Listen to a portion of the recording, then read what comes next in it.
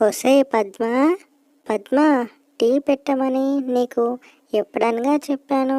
ఆలస్యం అయిపోతుంది కదా, పొలానికి వెళ్ళి నీళ్లు పట్టాలని చెప్పాను కదా. అసలు నా మాట పట్టించుకోవడమే లేదే. అసలు ఏం చేస్తున్నావు? ఇంత ఆలస్యం అయిపోతుందని చెప్తున్నా కానీ నా మాట వినకుండా ఇంకా వంటగదిలో నుంచి బయటకే రావా ఏంటి? టీ పెట్టడానికి రావడం లేదా? పెళ్ళయ్యి 5 నెలలు అవుతుంది, టీ పెట్టడం కూడా రాదా అని అరుస్తూ ఉంటాడు రాముడు. అబ్బా, పెడుతున్నా నాగండి. ఫ్రెండ్స్, మీరు మాత్రం వీడియోస్ని చూస్తున్నారే తప్ప లైక్ చేయడం లేదు ఫ్రెండ్స్. మేము ఇంత కష్టపడి తీస్తున్నాము, దానికి మీరు లైక్ చేస్తే ఆ కష్టానికి ఫలితం ఉంటుంది ఫ్రెండ్స్. ప్లీజ్ లైక్ చేయండి. పాలవాడు లేటుగా వచ్చాడు, నేను మాత్రం ఏం చేయగలను అని వంటగదిలో నుంచి అంటుంది పద్మ. ఇలా రాముడు పద్మ రాకపోవడంతో వంటగది దగ్గరికి వెళ్ళి టీ అందుకొని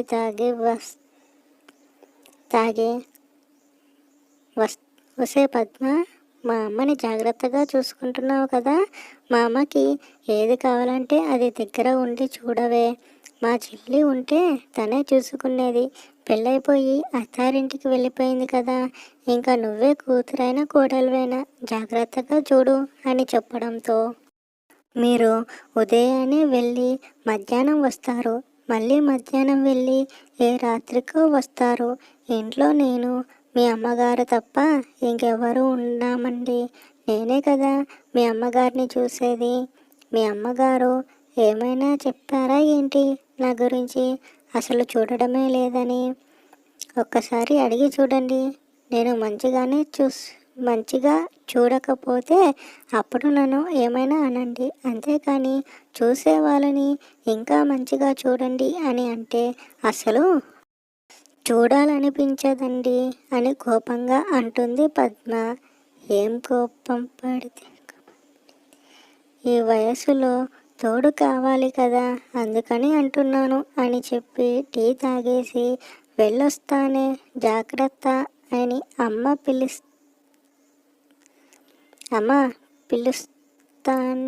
వెళ్ళొస్తానే అని రాముడు అనడంతో గదిలో నుంచి విన్న లక్ష్మి, బాబు రాముడు ఇలా రా అని లక్ష్మి హాల్లోకి వచ్చి కూర్చుంటుంది.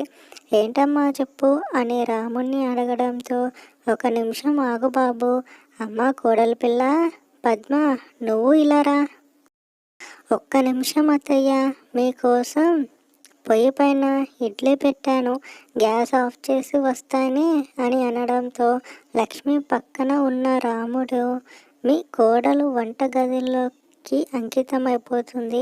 అసలు మనం ఏం పని చెప్పినా కానీ అక్కడే ఉండిపోతుంది, గంటల తరబడి రాదు.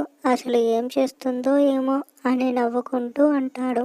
అది వింటున్న లక్ష్మి, ఊరుకో బాబు, పద్మ చాలా మంచిది, మన కుటుంబానికి వచ్చిన దేవత అని అనడంతో వంటగదిలో వింటున్న పద్మ, అలా గడ్డి పెట్టింది అత్తయ్య, ఎప్పుడు నన్ను ఎగతాళి చేస్తూనే నవ్వుతూ అంటుంది పద్మ. అలా చెయ్యి కడుక్కొని చీర చెంగుకు తుడుచుకొని, ఏంటో చెప్పండి అత్తయ్య, రమ్మన్నారు అని అంటుంది పద్మ. ఏమీ లేదమ్మా, ఇలా కూర్చో అని చెప్పి, బాబు రాముడు, మీ చెల్లికి పెళ్ళయింది, దగ్గరగా 2 సంవత్సరాలు అయిపోతుంది, ఇప్పటికే 2 సార్లు వచ్చింది, చాలా రోజులవుతుంది కదా. ఏమీ అనుకోకపోతే మీ చెల్లిని నువ్వు వచ్చే ఆదివారం రమ్మంటావా? అందరం కలిసి సంతోషంగా ఉందాం బాబు. 1 వారం రోజులు ఉండి వెళ్ళిపోతుందిలే. కొన్ని పిండి వంటలు చేసి పంపిద్దాం. మీ చెల్లికి పిండి వంటలంటే ఎంతగానో ఇష్టం, తెలుసు కదా. పెళ్ళి అయిపోయిన తర్వాత ఆడపిల్లని అలా వదిలేయొద్దు కూడా కదా బాబు. పెళ్ళి అయిపోయిన తర్వాత ఆడపిల్లని అత్తారింటికి పంపించిన తర్వాత అలా వదిలేయొద్దు కదా బాబు. అప్పుడప్పుడు పుట్టింటికి కూడా రమ్మని 2-3 రోజులు సరదాగా ఉండి పంపించాలి కదా. ఫ్రెండ్స్, ప్లీజ్ లైక్ చేయండి ఫ్రెండ్స్. అని అంటుంది లక్ష్మి. ఆ మాట వింటున్న రాముడు ఇప్పుడు చెల్లిని రమ్మంటే ఖర్చులకే 10,000 అయిపోతుంది. ఇప్పుడు ఇలా చెల్లి రాకపోతే అమ్మ బాధపడుతుంది. ఒకవేళ చెల్లి వస్తే వాళ్ళ ఆలనా పాలన చూడాలంటే దగ్గరగా 10,000 అయిపోతుంది. మొన్నే పొలం కని ఎరువులకి డబ్బులు ఇచ్చాను. పైగా అప్పులైపోయాయి. పోయినసారి వర్షాలు సరిగ్గా రాక పంటలు ఎండిపోయాయింది. అసలు పెట్టుబడికి తగిన డబ్బులు కూడా రాలేదు. పైగా అప్పులు కూడా. ఫ్రెండ్స్ ప్లీజ్ లైక్ చేయండి ఫ్రెండ్స్.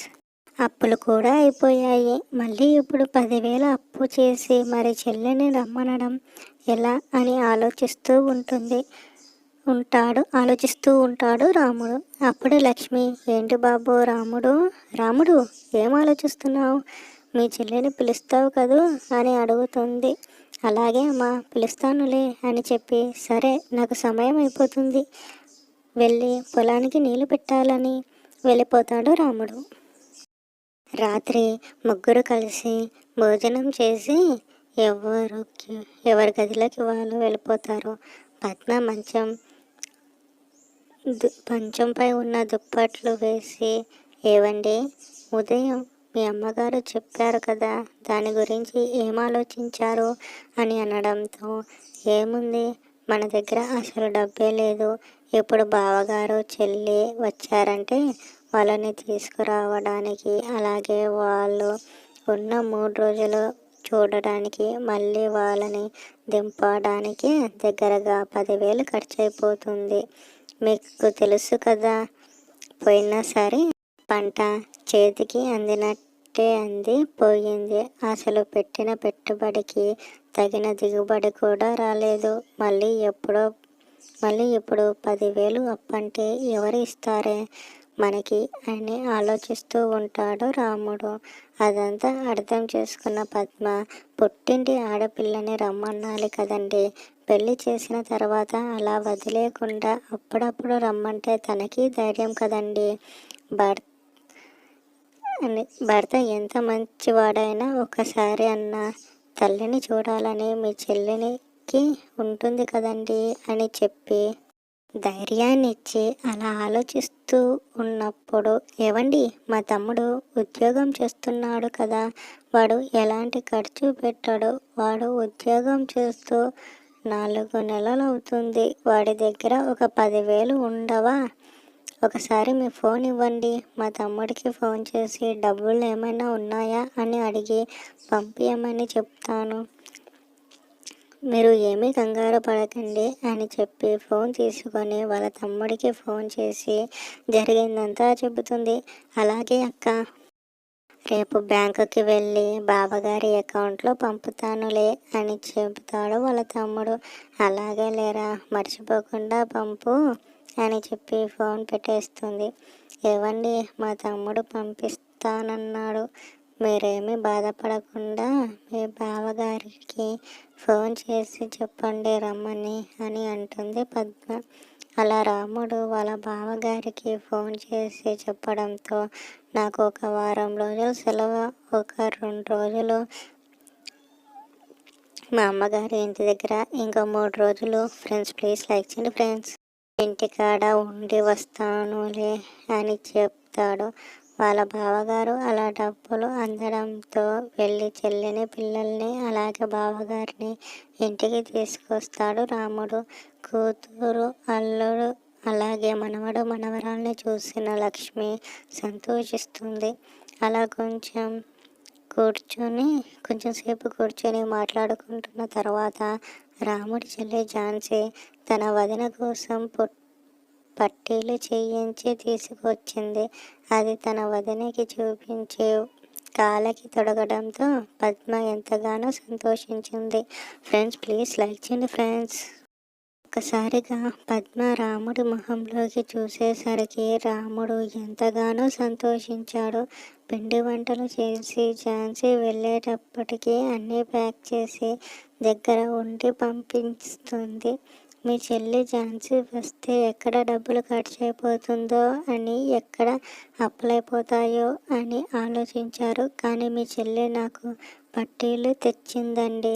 అంతకన్నా సంతోషం ఇంకేమైనా ఉంటుందా అని సంతోషంగా జీవితాన్ని ముందుకు సాగిస్తారు. చూసినందుకు థ్యాంక్స్ ఫ్రెండ్స్. ప్లీజ్ ఒక లైక్ వేయండి. Thank you all.